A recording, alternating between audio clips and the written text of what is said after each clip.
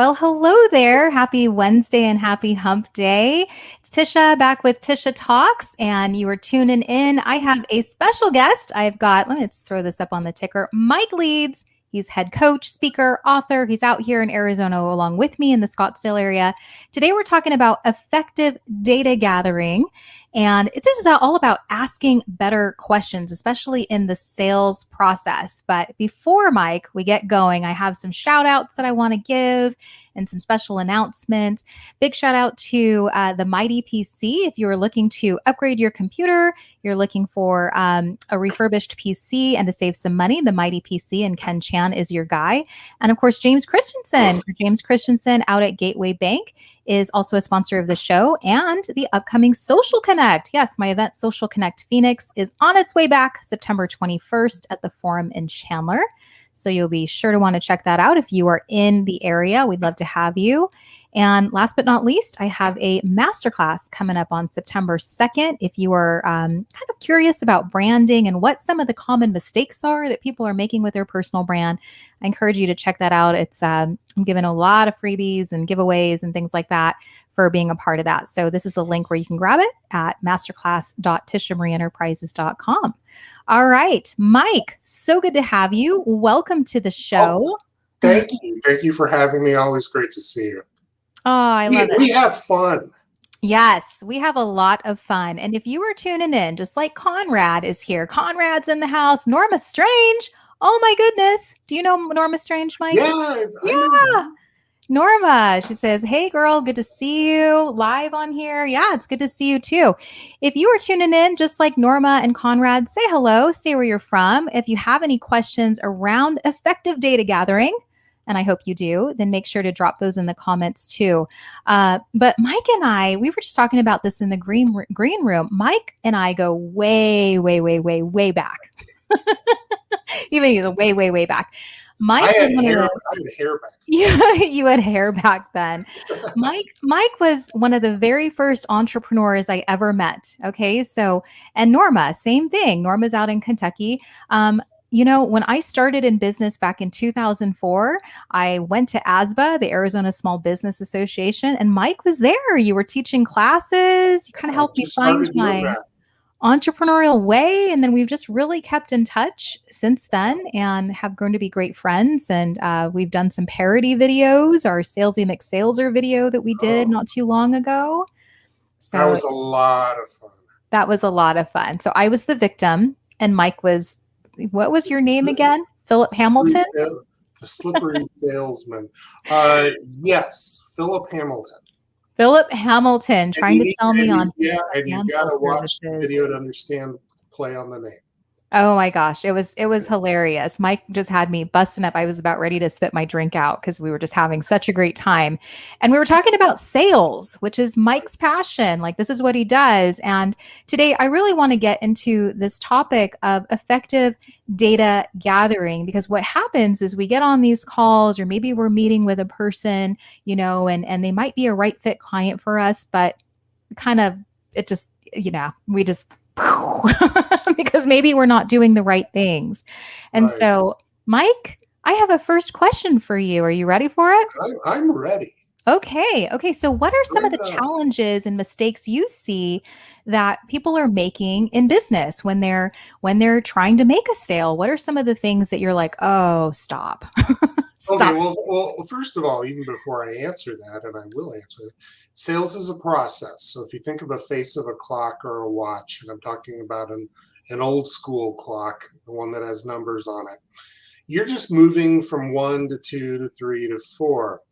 It's not 1 to all the way around back to 12, and then that's the sale. If it's a 12-step sales process, it's kind of like dating. The goal of a great first date is a second date, not marriage proposal. Mm-hmm. So when we get into sales, closing is what most people talk to me about, but data gathering and effective questioning is absolutely the most critical. So a couple of things. First of all, closed-ended questions versus open-ended questions is a huge mistake. So if you think of the words can, do, is, and are, Mm-hmm. And if you could draw a big circle around all four of those words and then put the non-smoking strike through there, or yeah, that try your hardest not to ask those kind of questions because you're going to get single word answers. Most of them are yes or no. Right. And think about it in a retail store. Can I help you? We put up our defense and we say no because we don't Mm-hmm. want to be bothered. Number two is assuming we know the answer. And then the third part is jumping just to another random question without having any sort of effective process of going from one question to another. Like, let's say you ask a question over here, and then the next question is over here, and you're just jumping around. Right. So you Right. need to have a process. Right. Yeah, I see that. Norma's saying, mistakes in business. Give us the deets, Mike. Yeah, Okay, great. the Thanks for best, being on again, Norma. Yeah. sure. So the best deets I can give you, which might have been the second topic that you and I were going to talk about, is when you get on a question, let's say a questioning path, and you ask what I call a primary question, which might be you go into a business and you say, what are some things that you're currently manufacturing now? Mm-hmm. And you're looking at existing products that maybe it's a company that builds parts for commercial aircraft. And we're trying to assess how we can help them. Before we go jumping on to the next question, which might be how long you've been in business, or what are some challenges that you're having, I would drill down to what I call a secondary question, and that is, all right, so you're currently building this. What do you see yourself expanding to? What other areas in the next couple of years? So that you can wrap that around and in your potential solution when it comes time for a proposal. Mm-hmm. So think about drilling down primary to secondary as opposed to moving laterally and just asking a bunch of questions like who, what, where. So you might be like who, and then why is that, and who else, and who might be coming on next. And Mm-hmm. then you go to the next one and go down that way as well. I would say too, because I know I'm going through some sales training, that people often just want to lump all of their clients together of just we all have the same struggle or we're all looking for that same benefit, and that's not true. I mean, part of this effective data gathering is asking the right questions and, like you Right. said, drilling down deeper. So there's this great example, Mike, and you probably use this even in your training, of if you're looking to buy a phone, there's several things about a phone that you might be drawn to. If you ask all of these people, well, what is it that you want in a phone? They could say, oh, I want the best camera ever because I take a lot of photos. Well, Right. if you go to me and you ask me, I said, oh, I want a lot of storage because I've always had issues with having to delete things and storage full. And so if you come to me and say, it has the best camera, I'm going to be like, psh, I didn't ask for a camera. I That's asked right. for storage. So Yeah, that's like selling the Ginzu knives before you understand what they're using the knives for. right, right, exactly. So we make these assumptions, like you said, of, oh, every client wants this. No, that's not true. It's just like group coaching or one on one coaching. Some people prefer group and other people prefer a one on one type of relationship. That's Absolutely. okay too. But if you don't ever ask the question, how You'll are you never going to know. know? You'll never That's know. right. That's right. Then you're selling down the wrong avenue, and then you're not going to get the sale. And if you don't build a great foundation, it's almost like building a high rise. If you don't have a strong basement and a strong foundation, and you're building that on jello because you don't have good data gathering, then it's going to tip over. It's going to be like built on sand or jello. But if you can ask those really good questions, and you know what? Salespeople get excited about their products, and that's great because Right. attitude is very important. Sure. But like you said, if the biggest feature that I've got is I have more twice as many megapixels as somebody else's phone, that may not be important to you. Mm-hmm. So I have to say, hey, I've got a really great phone. And before I tell you all the things that it can do, tell me what's most important to you. Mm-hmm. And then why. Yeah. And then we move forward. Yep. See, there you have it. $1 million question That's right it, there. right there. What's That's the it. one thing that's most important to you? And then you go from there. Yes, love that stuff. Absolutely. Love it. Okay. All right. So now let's talk about this for a second, too, Mike. So, okay, you've gotten all of the great questions out of the way. You've really drilled down deep. You're like, I know what this person wants. When do you Mhm. actually get to the point where you start actively selling? When do you think that is? Well, it's kind of a little bit later in the process. It's after you fully understand what the prospect's need is. So they either have a need that you're trying to fulfill, or it's how can you best help them. So you're trying to tie their need to your application, and how would Mhm. that be executed. Then at that point, that's where you start saying, you know what, I think I can help you, or I can help you, or that's something we can assist you with. And then you start moving into that world. You don't want to jump into that too quick, because they think it's too much of the prospect could think it's too much of a canned response. Mm, So mhm. you've asked kind of those drill down questions. I understand that it's all about storage with the phone for you. Maybe in additional questions, you brought up some other things that are important to you, like Bluetooth and maybe speaker quality, or something like that that it can do. And I just saw a cool new smartphone flip that's on the market now. So Mm. flips are back, people. Flips are back. Oh, Blackberries, are those back Yeah, too? uh, they're right there with the Palm Pilot. So, I had so both. I had both. I think I still have a vintage Palm Pilot somewhere. Yeah. So once we know those things and we're comfortable that we understand the customer's need or challenge, and we understand how we can fulfill that, that is when we begin trying to tie it into a proposal of a product or a service and how we can help them. Good. All right. I want to give a shout out to some people that are now joining us. Luis Melendez out of LA, Mr. Groovy. He's a great supporter of Tisha Talks Live.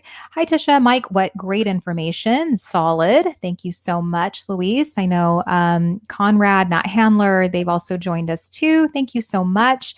Norma has a great question. I want to put this up on the board for you to answer, Mike. But what's the biggest hesitation people have in admitting they need sales training?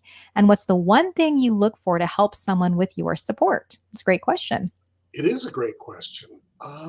Let me take I'll take the first part first. Okay. So the biggest hesitation people have in admitting, especially if it's a sales manager that I'm working with, it's kind of like I've been promoted into this position and it's a sign of weakness if I need help. Mm-hmm. Okay. And from a salesperson's perspective, if they're working for a corporation and they have a boss, and one of the hesitations is it look bad if I hire a coach when I have a sales manager who's supposed to ask me those things. And then I think the third part, if it's an independent salesperson, is I know this stuff. I've been doing it for years.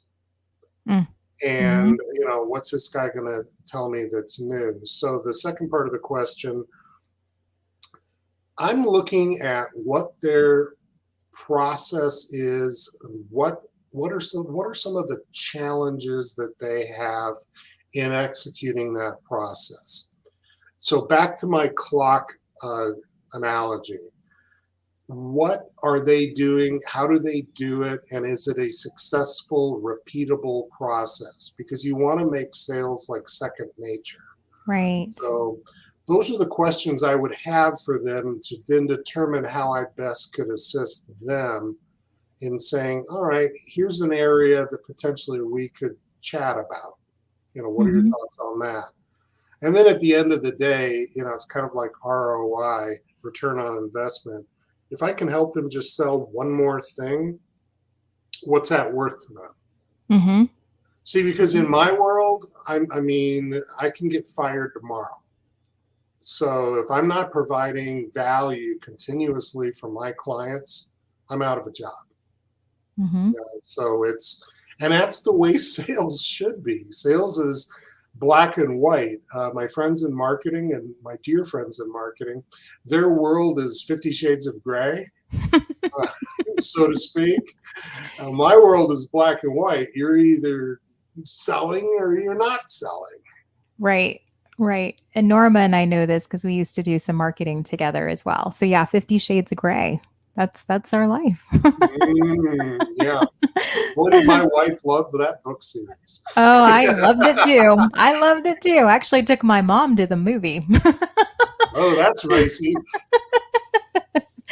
Yeah. All right. So I know we have another question from Norma coming in, and I want to make sure we get to this. Is there a sweet spot target market size of company that you love to work with? At the end, you know what? Really, it's kind of like I'm kind of in the back nine of my career, but early on, it's the same as it is today. My favorite segment is the 2 or 3 salespeople that report to the president of the company, or somebody who's not a sales manager and wears a whole bunch of hats and doesn't have a lot of time to spend with the salespeople. So when I work with those companies that have just, a couple salespeople that don't warrant a full-time sales manager, that's probably my sweet spot. I Mm-hmm. mean, I've coached Fortune 500 companies and I've coached solopreneurs. But when you really get down to it, I think that's where I make kind of the biggest impact. And I have a lot of fun with it. Well, I have a lot of fun no matter who I'm coaching. But that's probably the sweet spot. 2 to 3 people reporting to a non-sales manager. Mm-hmm. I like it. Okay. Thanks, Norma. Norma, marketing is the new sexy. Laugh out loud. Yeah, I agree. It's always been sexy. It's always sexy. Sales, like you said, is all black and white. Marketing, you have a little bit of room there. That's All right. right. Okay. So, one more question for you, Mike, and then we'll start to Sure. wrap this up too. But you talked to me about push and pull selling. Can you just elaborate on that a little bit for people who maybe not have heard of that term? Okay. Well, push is the salesperson that's trying to sell the camera because of the megapixels. Mm-hmm. Okay, so you go into a phone store, and somebody pushes you the phone because it's the newest and greatest and it takes the best pictures in their humble opinion. However, when you take that phone home, you feel like you've been sold a phone. Yes. That's push. So, we all can think of industries where people feel like they've been pushed a product on. Mm-hmm. Wholesales is when the salesperson is extracting information, like asking good questions, and then building that solution around it. And at the end of the day, that the customer feels like they made a buying decision. They chose to buy as opposed to somebody pushing product onto them. Mm-hmm. So I feel really good because I went in to buy this TV and the salesperson asked me a bunch of questions and helped guide me to the right TV and sound bar and all the other stuff I needed and helped me make a buying decision. I feel really good about it. So that is kind of pull because you're extracting information from the prospect. I have a great time with this. Oh, I have a great time. I have a lot of stories about this. I actually had to tell someone the other day because she was that push type of person. And I think I was telling you, Mike, she's like, "No, you can't get off the call yet. You just have to go through the form and fill it in. You don't have to pay anything yet." And I left just going, "What the hell did I get myself into?" Exactly. And then I couldn't Exactly. sleep at night. And then I was like, I talked to some other people that have used their products and they were like, "Oh, Tish, you really don't need stuff like that. Like, you've got this. You don't need it." And then it Well, gave me more anxiety. I was going to ask for that person's phone number because that's a potential lead for me. But Yeah. if it's an unnecessary product, no. Yeah, I just hadn't, I think that is I want to say this too that, as a consumer, you want to do your due diligence. You want to be able to have the research. You want to be able to take time to think about it. And I know when I meet with a lot of entrepreneurs, they get really just bent out of shape because they're like, "I didn't make the sale. I didn't get the close. I had the call with them and it didn't happen." And I'm always of this mindset, Mike, and I'd love for you to share with me if you are too, but you've got to make the decision in your time. Nobody, Right. like, I mean, we're just talking about this push and pull. Nobody is going to sell me on it. I will sell myself on it because I think it's that good and I know I need it. That, Right. And maybe the person said no because the timing wasn't right. So right, there's a difference between no for now and no for later. right, I mean, is it no for now? I'm sorry, no for now or no forever? right. So there are people that I've talked to 2, 3, 4 years ago that call me. Maybe they didn't have a need really for what I was doing at that point, and now they do. And COVID was a great example. Mm-hmm. Trying to do live events for people and trying to get prospects at the end of 2019. And then all of a sudden 20 hit and bam, and now they're calling saying, I'm ready, Mm-hmm. because they really didn't want to do Zoom. They wanted to do something face to face because of they had a bunch of physical, like, team building exercises built into it. Sure. So, sometimes they're just not ready. And keep Mm-hmm. in mind, again, if you're making forward progress and you've already done step one and then you've done step two, next time you get in touch with them, you're already at three. If you've Right. done a really good job, you don't have to go back and do one. Mm-hmm. It's an important thing to note because again, we're so fixated on I didn't get the sale and then we beat ourselves up about it. But like even my coaches tell me it's not just about like getting the sale. Your follow through is equally important. As you Oh, yeah, said, your date absolutely. 2, your date 3. I've gone back to people, Mike, that they weren't ready. And then, but I keep nurturing the relationship. I keep checking in on them. And they're like, Mhm. you know what, Tisha, we're already client. I'm already a client of yours. I'm convinced. Like, I already like you. It's just not the right timing for me. And you've got to be okay with that. You can't be that Yeah, pushy absolutely. person of, well, today is the day. Like, you can't do it. I'm going to give you my credit card. Like, it's just, No, you can't do it. no, no, no, no, no, no, no, I know. no. Sign here and If go pay online right now. that's right, but and that's back to a whole nother topic for a whole nother show, which is relationship building. And people buy from people that they like. And yes, it's been used over and over again. It's a cliche, but it's true. If they know you and trust you, your chances of making the sale have just quintupled. Quintupled. I That's a like it. word I just thought of and probably haven't used in a while. Okay. Well, I like that word. Be the word of the All day. right. Okay, Mike. Well, thanks so much for answering those questions for me in the time that we've Sure. got. Tell us a little bit. I have your website up, Mike. It's prosalescoaching.com is the website. I know you're on LinkedIn and Twitter, but tell us Yep. what's going on. I know you have a new book that you're finishing up. I'm working on my next book and I'm about halfway through with it. And it's called What Salespeople Can Learn from Life to Increase Their Sales. And it's a collection of short stories. They're like little chapters between 1 and 3 pages. But I guess the best way I can do it is I'm classifying these as either, and I'm still trying to learn the difference of all these words, metaphors, similes, and analogies. Yeah. So I'm talking about things like what salespeople can learn from their dogs. Mm-hmm.